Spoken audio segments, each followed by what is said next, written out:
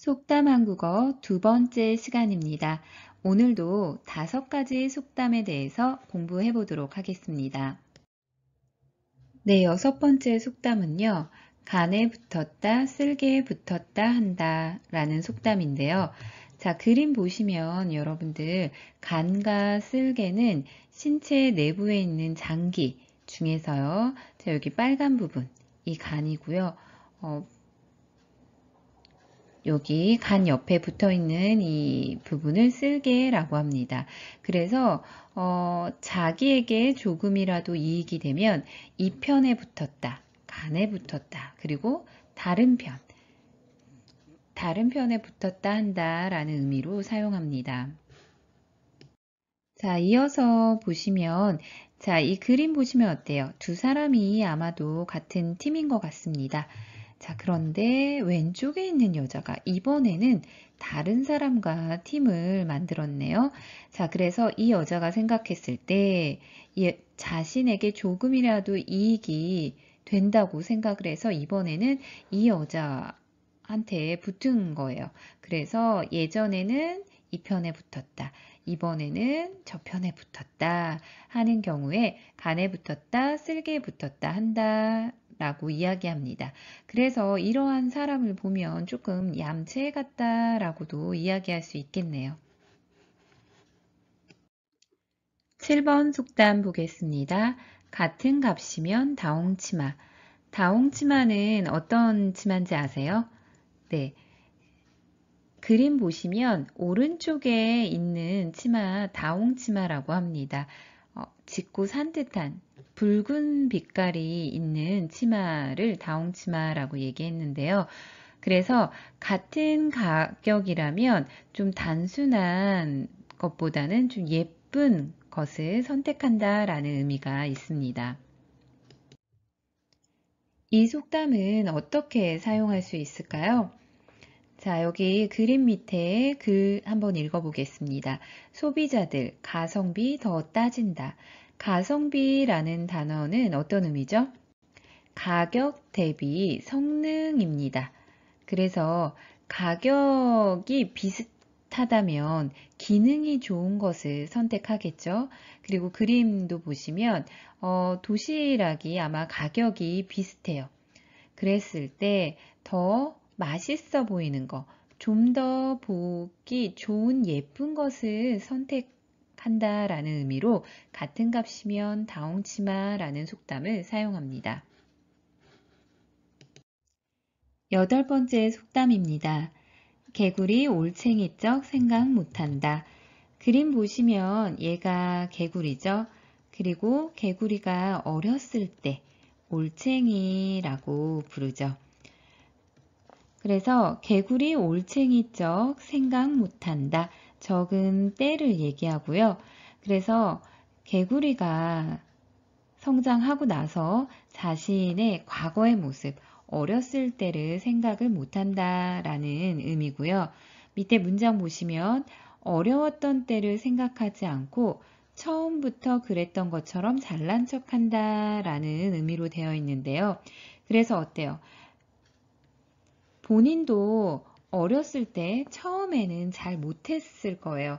그런데 그런 것들을 생각하지 않고 지금의 모습만 생각해서 잘난 척 할 때 이 속담을 사용합니다. 이어서 보겠습니다. 그림 보시면 굉장히 화려한 여성이 있는데요. 이 여성의 태도가 어때요? 잘난 척하다.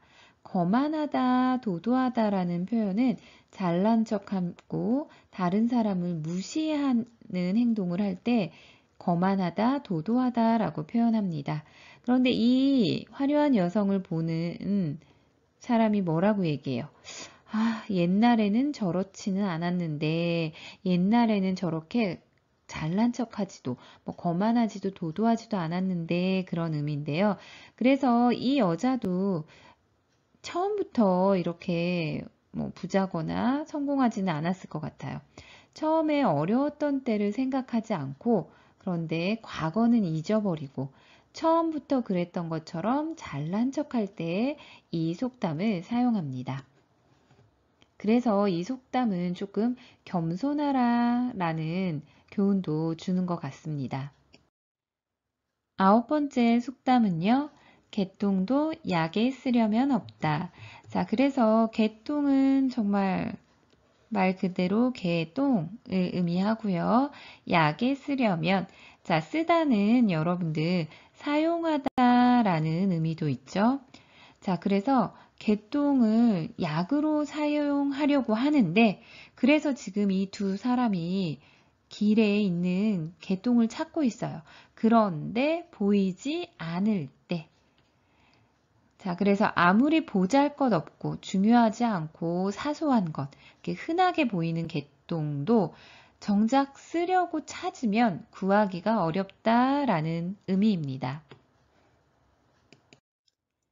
자, 이 속담은 일상생활에서 어떻게 사용할까요?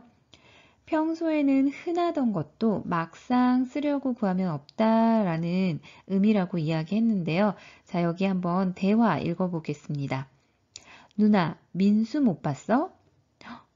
네가 웬일로 동생 민수를 다 찾아? 맨날, 자, 만날은 맨날과 같습니다. 만날 말썽만 피운다고 귀찮아 하더니. 자, 여기 삼형제인 것 같아요. 자, 누나가 있고, 남동생이 한 명 있고, 그 다음에 또 동생인 민수가 있네요. 자, 그런데 어때요?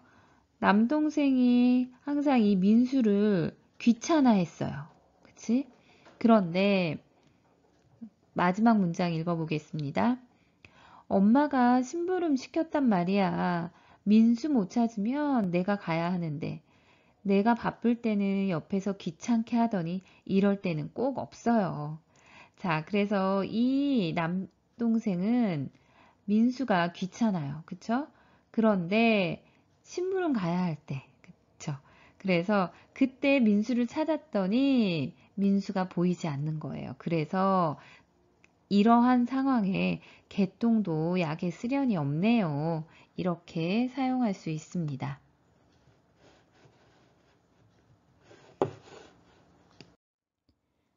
네, 오늘의 마지막 속담입니다. 고래 싸움에 새우등 터진다.